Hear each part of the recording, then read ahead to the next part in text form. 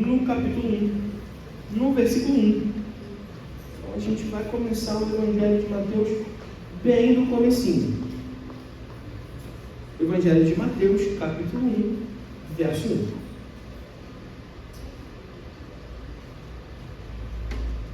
Seguinte, a gente entra nesse ciclo de leituras do Novo Testamento, e se você olhar lá o seu guia de leitura, você vai perceber que a lógica não é a lógica da disposição canônica, ou seja, a gente não vai ler Mateus, Marcos, Lucas, João, Atos, Romanos e por aí vai.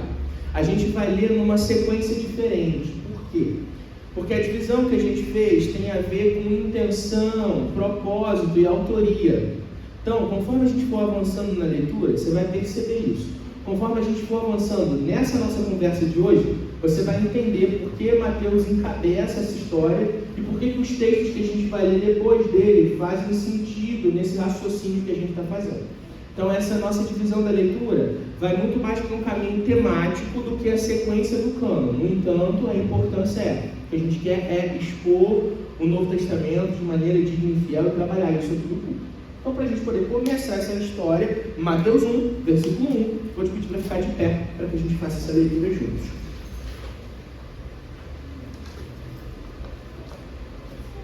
E não se assuste, é isso mesmo, é Mateus 1, é por isso que o título da mensagem é para começar uma parada no cartório. Vamos ler genealogia, que a gente gosta tanto, né? Então, vamos lá, verso 1 a 17, o texto diz assim: registro da genealogia de Jesus Cristo, filho de Davi, filho de Abraão. Abraão gerou Isaque, Isaque gerou Jacó, Jacó gerou Judá e os seus irmãos. Judá gerou Pérez e Zerá, cuja mãe foi Tamar.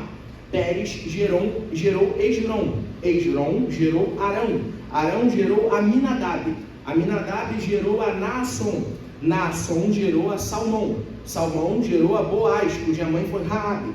Boaz gerou Obed, cuja mãe foi Ruth.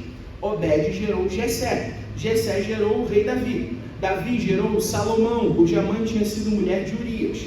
Salomão gerou Roboão, Roboão gerou Abias. Abias gerou Asa, Asa gerou Josafá, Josafá gerou Jorão, Jorão gerou Uzias, Uzias gerou Jotão, Jotão gerou Acais, Acais gerou Ezequias, Ezequias gerou Manassés, Manassés gerou Amon, Amon gerou Josias, Josias gerou Jeconias e os seus irmãos no tempo do exílio na Babilônia. Depois do exílio na Babilônia, Jeconias gerou a Salatiel, e Salatiel gerou a Zorobabel, e Zorobabel gerou a Abiúde, e Abiúde gerou a Eliaquim, e Eliaquim gerou a Azor, Azor gerou a Sadoc, Sadoc gerou a Aquim, Aquim gerou a Eliúde, Eliúde gerou a Eleazar, Eleazar gerou a Matã, Matã gerou Jacó, Jacó gerou José, marido de Maria, da qual nasceu Jesus, que é chamado Cristo. Assim, ao todo, houve 14 gerações de Abraão a Davi, 14 de Davi até o exílio na Babilônia, e 14 do exílio até Cristo. Amém. Vamos orar? Poderoso Deus, é diante de Ti que nos reunimos, é a Tua palavra que está aqui aberta no nosso meio, e nós te pedimos, fala conosco nessa manhã, nos instrui e ensina, é a Tua voz que nós queremos ouvir, Senhor, se faz presente no nosso meio. Esse é o nosso desejo, no Teu santo e poderoso nome é que pedimos. Amém e amém. Os irmãos podem sentar.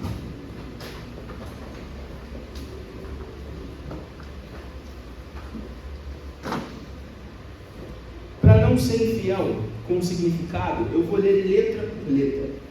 Burocracia significa sistema de execução da atividade pública, especialmente da administração, por funcionários com cargos bem definidos e que se pautam por um regulamento fixo, determinando rotina e hierarquia, com linhas de autoridade e responsabilidade bem demarcadas.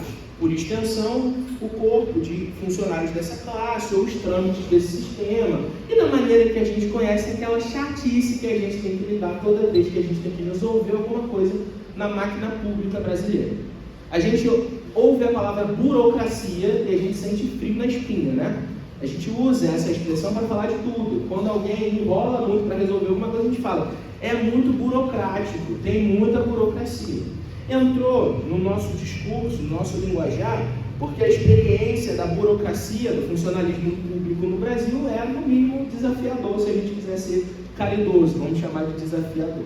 A verdade é que tudo aquilo que é burocrático gera para a gente um afastamento.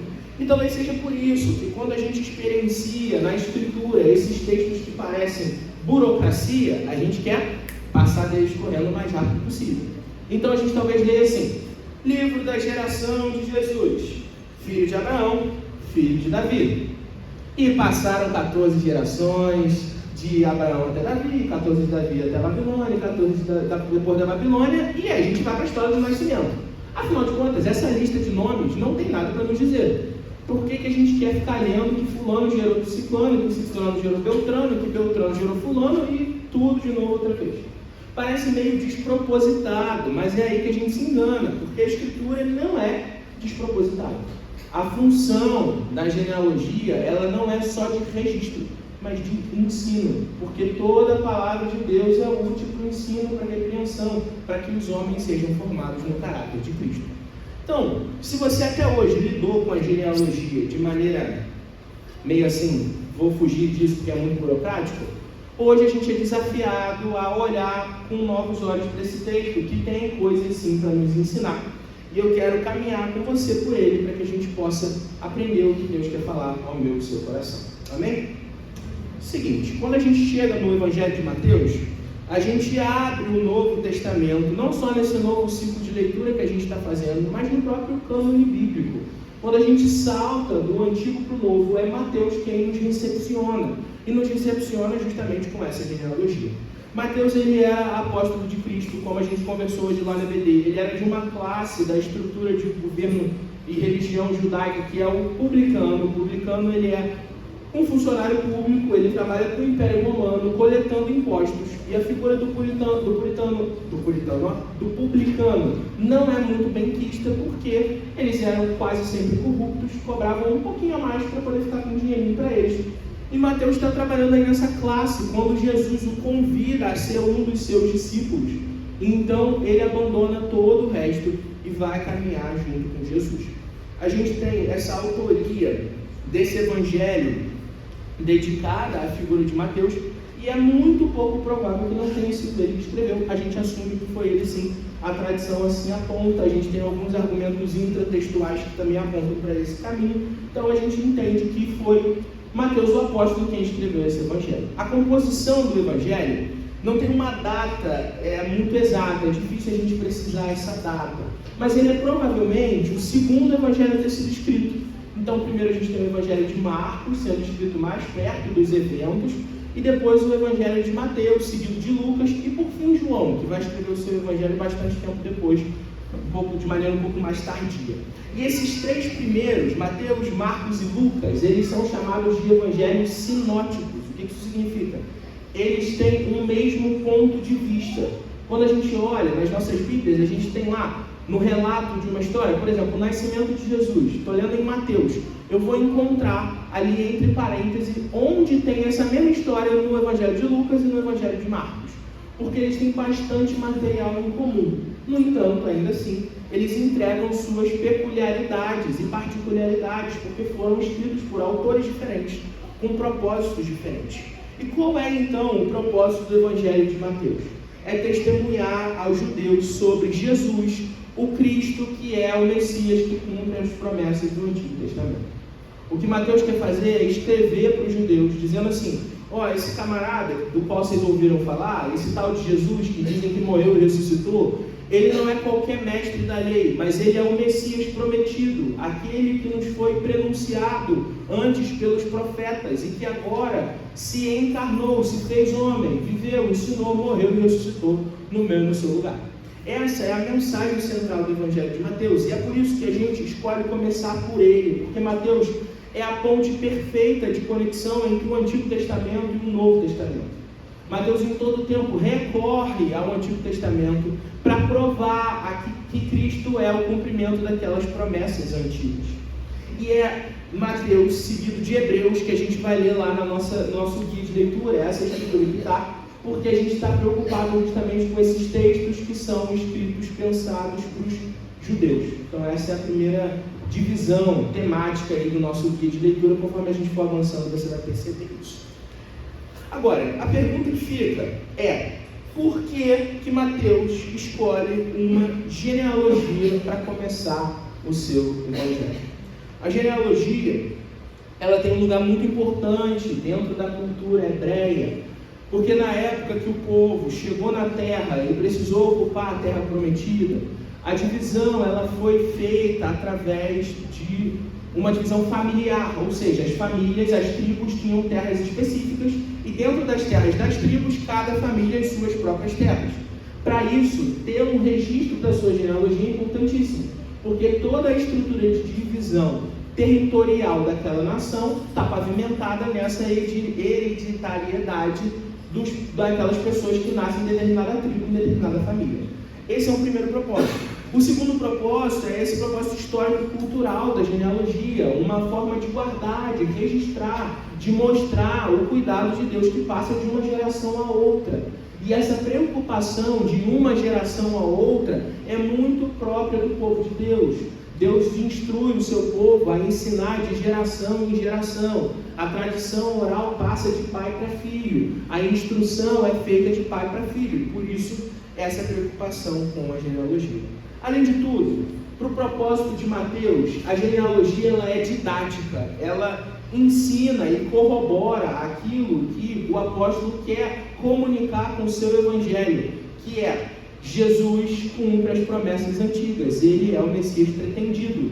E entender de onde esse Messias vem é fundamental, porque existiam critérios para que o Messias fosse de fato o Messias. Jesus os cumpre plenamente.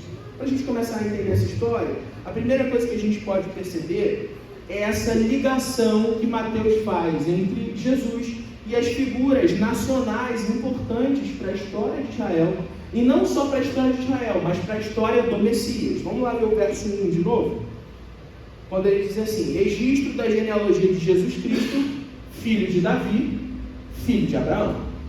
Se a gente olha lá no Evangelho de Lucas, a gente vai ver que Lucas retrocede até Adão. Lucas consegue conectar Jesus como um descendente de Adão. Todos nós estamos conectados nesse barco aí. Mas o ponto aqui é que Mateus deliberadamente para em Abraão. Por quê? Porque o que ele quer mostrar é que Jesus é aquele descendente prometido a Abraão, que seria aquele filho que Abraão receberia de Deus. Ah, mas o filho da promessa não é Isaac? Sim, em determinado sentido é, mas o cumprimento pleno da promessa de um descendente a Abraão, que abençoaria todas as famílias da terra, se cumpre no Messias, em Cristo Jesus. A ligação a Davi como filho de Davi é a lembrança de que o Messias seria da descendência do rei, ocuparia o trono perene de Davi que não passaria. E a gente precisa lembrar que nesse tempo muita água já rolou. Como a gente conversou brevemente hoje lá no nosso CPD, muita coisa aconteceu politicamente no intervalo de tempo, desde que Deus prometeu a Davi um descendente que sentaria no trono perpetuamente, e a época de Jesus. Naquele tempo, a descendência de Davi é uma família de pessoas comuns. José é só um carpinteiro, descendente de Davi, mas mais um, espalhado no meio do povo. No entanto, é esse cumprimento de que o Messias viria da casa real de Davi, que Jesus consegue cumprir, e é por isso que Mateus começa registrando esse fato, de que ele está ligado a essas figuras que são fundadoras e importantíssimas para a história do povo de Israel. Além disso, a gente tem uma escolha de registro curiosa aí na genealogia em alguns pontos. Eu vou ler alguns versículos com os irmãos. Verso 3, verso 5 e verso 6.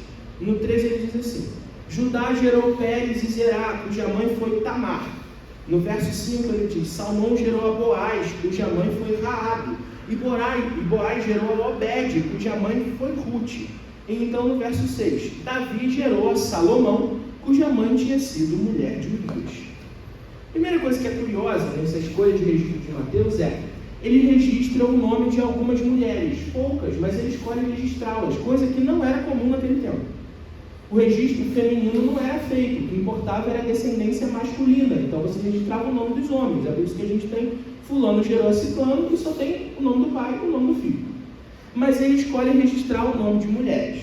Curioso é que não só escolhe registrar o nome de mulheres, mas ele registra o nome de algumas mulheres estrangeiras. Então ele registra aqui Ruth e Raabe, que não eram parte do povo de Deus originalmente, mas que por casamento se tornam parte integral de Israel.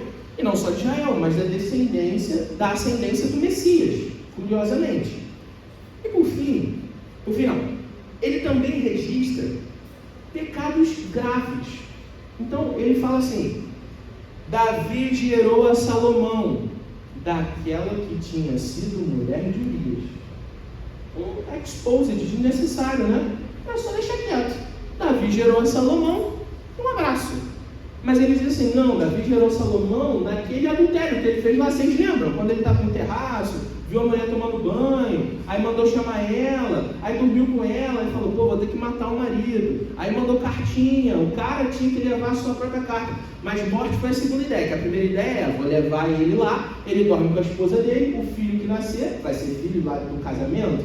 Aí o cara era honrado, ele falou: não, enquanto meus companheiros estão lutando, eu não vou poder ir para casa encontrar minha esposa. Não é assim que as coisas funcionam. Aí Davi pensa o quê? Vai ter que morrer. Aí manda a cartinha pro general. Fala assim: amigão, entrega lá pro general. Cartinha, conversa, a gente tem que conversar um negócio aqui. Leva lá para ele. Aí o Urias é colocado lá na linha de frente e morre. E então Davi assume Betseba como sua esposa. Essa primeira criança morre, essa criança do adultério. Mas então eles têm depois um filho, Salomão, que não é só um dos filhos de Davi, mas o filho que o sucede no trono da nação de Israel. Por que Mateus escolhe registrar pecados graves, problemas? E não é o único, tá? A gente tem aqui também o caso de Pérez, de Tamar e de Judá, que é um caso complexo, de um sogro que dorme com a sua nora, achando que ela é uma prostituta, e quando descobre que ela está grávida, quer matá-la, e aí ela prova: não, mas foi você que dormiu comigo. Entendem que não tinha porquê. Ele podia ter evitado, mas ele registra. Ele então marca uma linhagem do Messias que é cheia de impureza no meio do caminho. Umas histórias que são meio terríveis e que a gente prefere esquecer, mas que elas estão lá sendo lembradas. Outro fato curioso é que esse registro ele não é cronológico. A preocupação de Mateus não é registrar nome por nome, geração por geração. Então, por exemplo, não é o único caso, mas entre Salmão e Davi, a gente tem um pulo aí de alguns nomes no meio dessa história. Parece muito mais próximo temporalmente, mas não é. Entre Raabe e Davi, a gente tem uma lacuna de tempo um pouco maior e mais gerações no meio desse caminho. Por isso que a palavra que gerou, ela não quer dizer exatamente foi pai de, mas que aquele descende deste. Então eu digo fulano gerou o cicrano, à medida que esse fulano pode ser avô, pode ser bisavô. O que importa para Mateus é fazer aqui uma estrutura de relevância didática e não exatamente cronológica. E é uma escolha deliberada. É por isso que lá no final, no último versículo que a gente leu, no 17, ele registra essa simbologia das 14 gerações. 3 ciclos de 14 gerações. Aí tem uma anotação aqui que parece uma fórmula matemática. Tá assim: 14 igual a 2 vezes 7 igual a 3 mais 4 barra 3 conjuntos. Tá uma loucura isso aqui. Quem olha esse sermão parece que eu fiz conta. Mas é o seguinte: a simbologia numérica de Mateus aqui é importante. A gente precisa entender o que isso significa. Mateus escolhe falar sobre 3 conjuntos de 14. 14 que é 2 vezes 7, número esse ligado à perfeição, que é, por sua vez, 3 mais 4, 2 números que marcam completude na Escritura. E esse ciclo de 14 ele é repetido 3 vezes, então são 6 ciclos de perfeição, iniciando-se então um provável novo ciclo de perfeição, um novo 7. Por que essa simbologia é importante? Porque o que Mateus está apontando é: Cristo nasce exatamente no tempo que tem de nascer, no tempo perfeito, pleno, na hora certa. Esse é o símbolo que o autor escolhe, esse símbolo numérico, que pra gente não parece muito óbvio, mas que para aquele tempo, para um leitor atento, pareceria sim uma indicação clara de que Cristo está nascendo na hora que tem de nascer. Dito essas coisas todas, o que esse texto tem para falar para mim e para você? Eu quero fazer 4 rápidas aplicações. A primeira delas é a seguinte: a primeira coisa que a genealogia nos ensina é que Deus cumpre as suas promessas. Deus cumpre as suas promessas. A primeira vez que há uma promessa do Messias está registrado lá no comecinho da história, em Gênesis 3, no versículo 15, o que a gente conhece como proto-evangelho.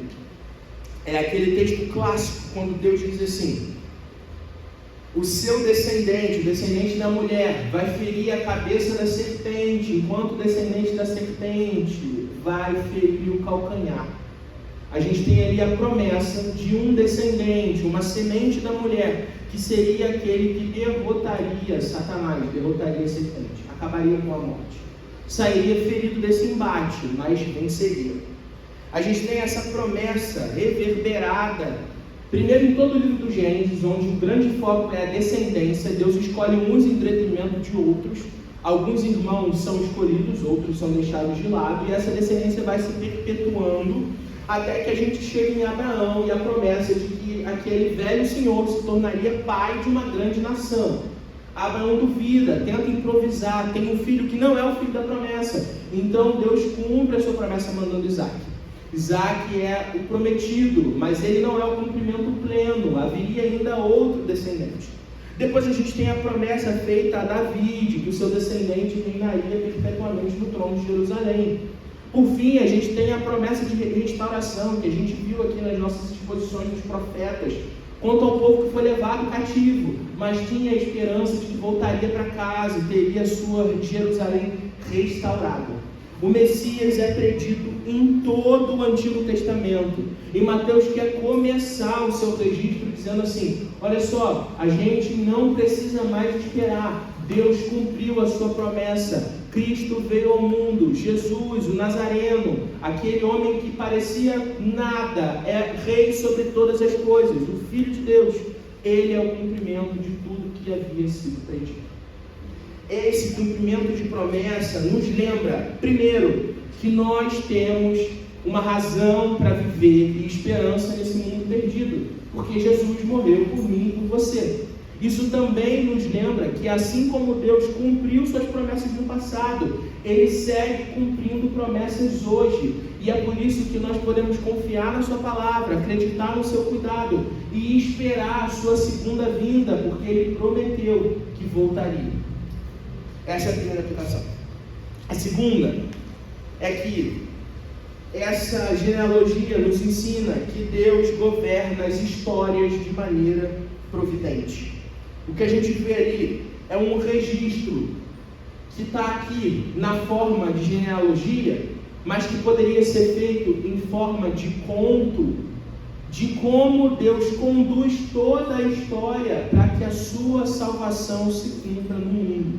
É o plano de salvação exposto. De geração em geração, Deus conduz no meio do caos da vida dessas pessoas para que a sua vontade se cumpra. Deus governa então a grande história, mas também governa as pequenas histórias, a minha e a sua história. Deus conduz cada uma dessas famílias, cada uma dessas pessoas, cada uma dessas gerações para que o seu plano se cumprisse. Intervém poderosamente, fazendo com que eles escapem de poucas e boas. Muitos momentos em que essa geração poderia ter sumido, em que o povo poderia ter sido dizimado, mas então Deus, com a sua boa mão, levanta agentes humanos e também intervenção divina direta para que essas pessoas sejam preservadas e o seu plano se cumpra. Essas histórias são todas conduzidas com um objetivo específico: a manifestação da glória de Deus. Não só Deus fez isso no passado, como Ele faz isso hoje na minha e na sua história. Deus continua contando essa mesma história de salvação. Agora, não preparando o caminho para o Cristo que vem para morrer e ressuscitar, porque Ele já veio, já morreu, já ressuscitou, mas conduzindo a história na direção do Cristo que voltará para levar a sua igreja consigo para a eternidade. E eu e você somos agentes nessa história. É verdade que a gente não conhece o nosso papel. Ninguém deu um script para a gente no começo e falou assim: ó, isso aqui que vocês vão fazer, então treina a fala de vocês aí e vá lá. Não, a gente não recebe absolutamente nada. A gente é jogado num canto do palco e dito assim: ó, faz aí. Uma coisa que é curiosa: o diretor da peça, que também é roteirista e ator principal, ele está junto com a gente no meio dessa história. E aí a gente fica meio na dúvida do que fazer, e a gente aprende pelas instruções que ele dá sobre como essa vida deve ser vivida. E à medida que a gente acerta e erra, ele conduz as coisas, meio que os nossos erros, ele transforma em bem, para que a sua vontade se cumpra no mundo, para que o nosso papel nessa grande história possa ser realizado. E isso deve trazer consolo para o meu e para o seu coração, porque significa que eu e você, a gente não está vivendo uma vida de improviso despropositada, mas a gente está vivendo uma vida que deve caminhar na direção de manifestar a glória de Deus no mundo. Isso só é possível porque o Senhor governa a minha e a sua vida. A terceira aplicação, e essa aqui é esperança para mim e para você, é: Deus chama todo tipo de gente, especialmente aqueles pecadores terríveis. E glória a Deus por isso. Quando Mateus registra essas histórias, a história de Judá e Tamar, a história de Boaz e Ruth, a história de Davi e Betseba, a história de Abraão e Sara, a gente percebe gente comum, gente que erra, que no meio do seu trajeto comete erros, alguns desses erros gravíssimos, e no entanto Deus ainda os usa para manifestar a sua glória no mundo. Davi, o homem segundo o coração de Deus, é um pecador desgraçado, como eu e você também somos. E é por isso que quando a gente olha para essas histórias, a gente não deve olhar assim, de nariz empinado, pensando: como é que pode, né? Davi muito canalha, cara, eu faria totalmente diferente. A verdade é que pode ser que você não cometesse o mesmo erro de Davi, mas algum erro você certamente cometeria. Sabe por quê? Vou te contar um segredo: que você erra pra caramba. Sabe por que eu sei disso? Porque eu também. E muita coisa. E quando a gente olha para esse registro e para essa intenção clara de Mateus de relembrar que teve erro no meio desse caminho, que essa genealogia é marcada por impureza, o que o nosso coração aprende é que há esperança para mim e para você. Que o que nos coloca nessa grande história não é nossa habilidade, nem nossa santidade, nem nossa vontade ou disposição, mas a graça de Deus que escolhe qualquer um para fazer o que Ele quer que essas pessoas façam.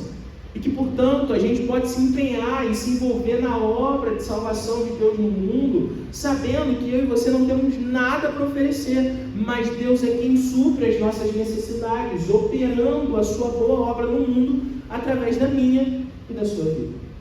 Graças a Deus, porque Ele escolhe pecadores, porque se não fosse assim, nós não estaríamos aqui. Mas é porque Ele chama gente má, ruim, que não tem nada para oferecer, que muitas vezes insiste no pecado, que nós fomos escolhidos e agora podemos caminhar na presença dEle.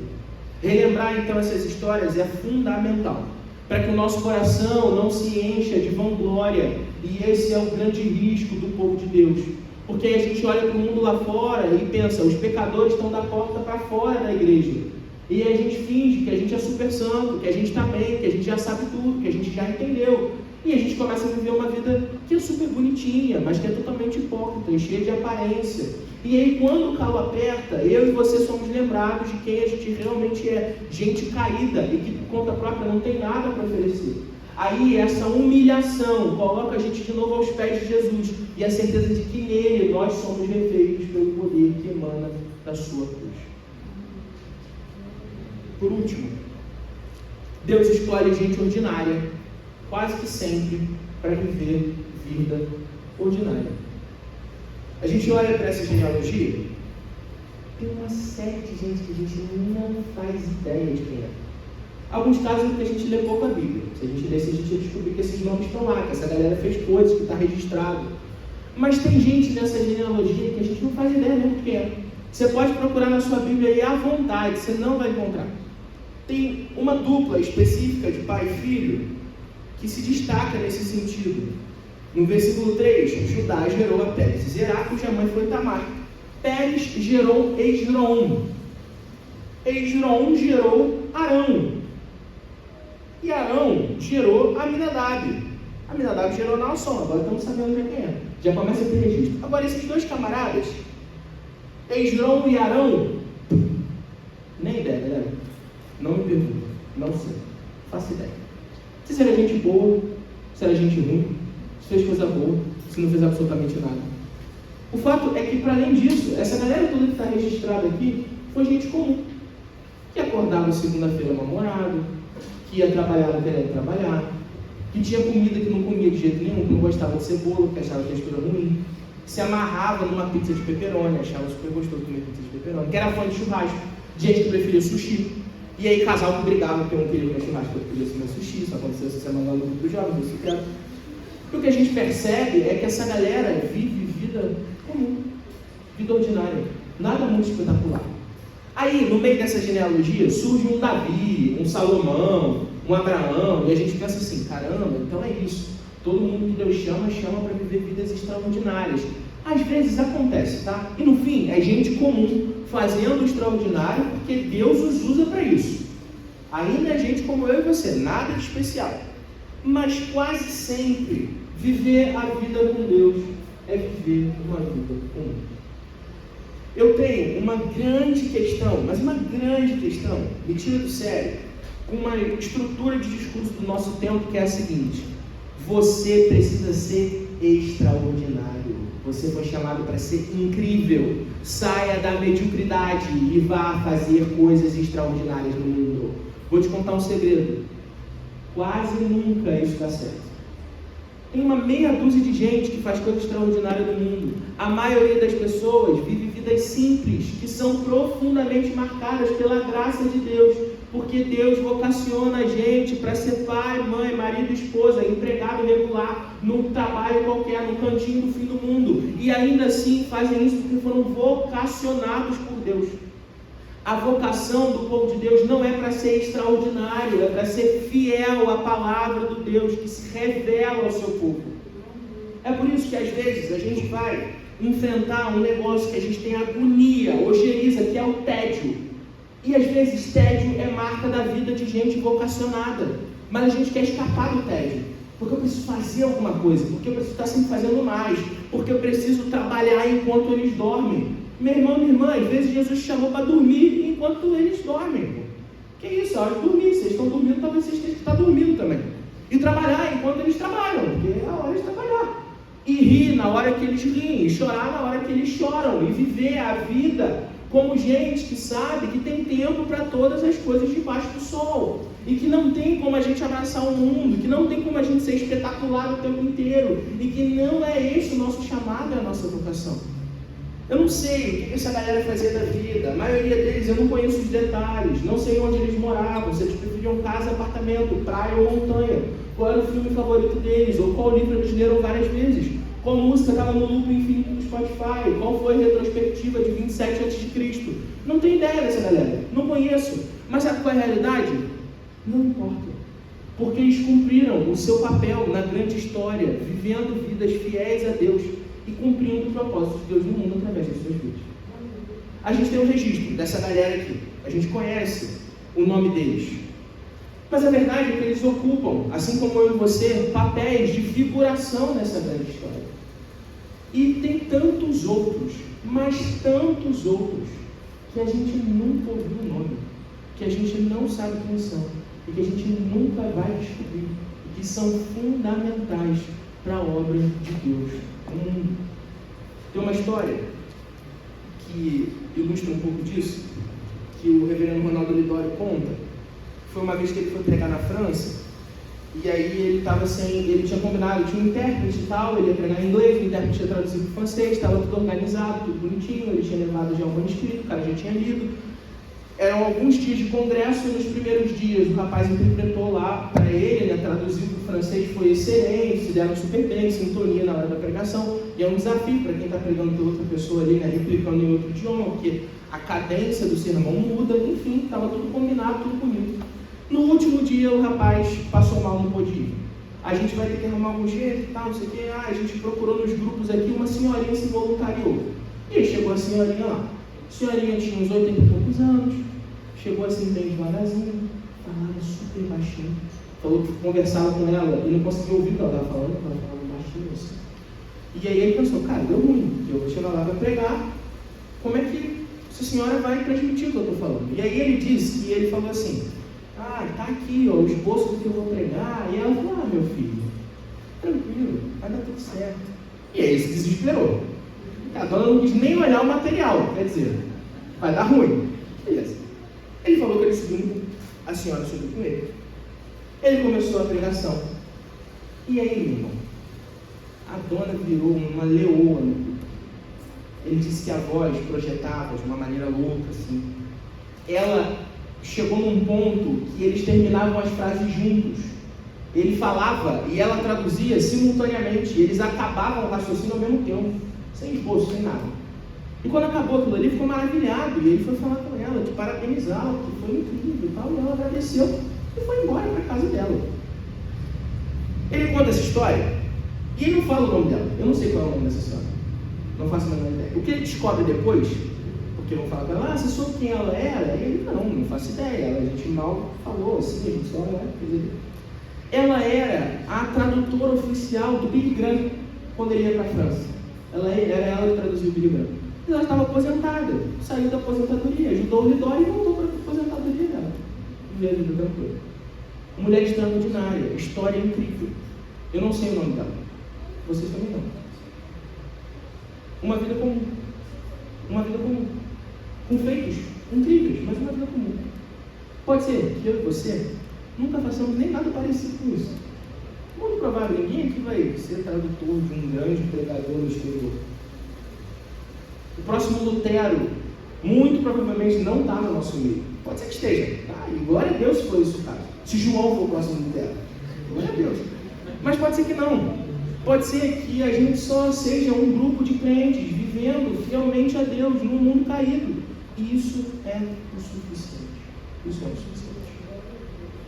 Quando a gente se aplica ao compromisso de viver para a glória de Deus, vivendo vidas comuns, então a gente encontra a beleza no dia a dia. Beleza no ordinário. Beleza em acordar cedo e ter que trabalhar, beleza em pegar um ônibus cheio, beleza em lavar uma louça. E essas coisas continuam sendo ruins, tá bom? O que é desconfortável ainda é desconfortável. Mas é a beleza de estar debaixo da vontade de Deus, vivendo aquilo que a gente foi vocacionado para fazer. É tudo de que a gente precisa. Quando a gente olha, então, para esse registro, para essa genealogia, a gente percebe que ela não é burocracia, nem enfado, mas ela é deleite, porque Deus nos ensina através dela muitas coisas ao meu e seu coração, e prova para a gente que Cristo é o vínculo perfeito que une não só toda a Escritura, mas toda a existência. Jesus é o ponto focal de toda a história. E entender essa genealogia é perceber como esses dois textos, o Antigo e o Novo Testamento, estão conectados, mas também é entender sobre como todas as histórias estão conectadas. Há algumas semanas o Corondói, que é uma página de humor do Instagram, de humor cristão, ele fez um post falando sobre isso, sobre a beleza de nós não sermos heróis na história da salvação. Eu compartilhei lá o post e coloquei assim: que privilégio é ser figurante nessa grande história. Que privilégio é ser figurante nessa grande história. Porque se dependesse de mim e de você, o mundo estava lascado. Mas eu e você somos uma pessoinha que está lá no cantinho do palco, apontando para aquele que é escritor, roteirista, protagonista e diretor. É ele quem joga em todas as posições e ele faz isso brilhantemente. O nosso trabalho é só fazer o nosso papel mínimo e depois ser esquecido. Viver para a glória de Deus, fazer tudo que nós fomos chamados a fazer, e então morrer e ser esquecido. Esse deve ser o anseio do nosso coração. Parece duro, mas é a realidade. O que precisa perdurar não é o meu e o seu nome. É o nome do Cristo, que é o cumprimento da vontade de Deus no mundo e o caminho para a salvação dos homens. Que eu e você possamos viver essa vida, comprometidos com esse Evangelho, vivendo para a glória de Deus. Amém? Vamos orar? Senhor Deus.